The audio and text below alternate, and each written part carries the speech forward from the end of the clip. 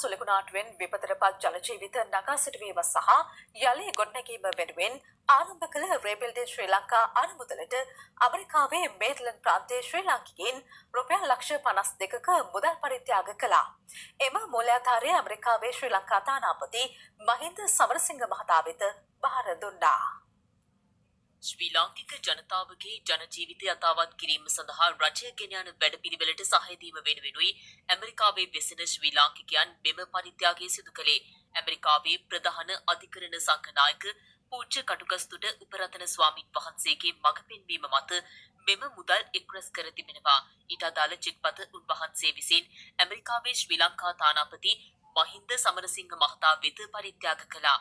නමස්කාරව පුදකර සිටින්න ඕනේ.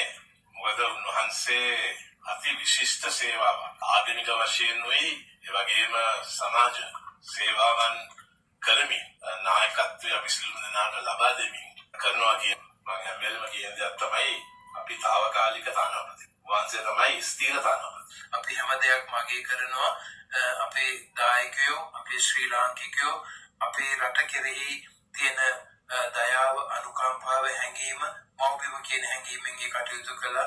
ඒ හැම දෙනාටම තුනුරුවන්ගේ ආශිර්වාදයන් දෙවියන්ගේ රැකවරණයත් වේවා. සියලු කටයුතු සාර්ථක වේවා. අපේ මෞබිමටත් රජයටත් ජනතාවටත් සිතක් සාන්තියක් යහපතක් වේවා.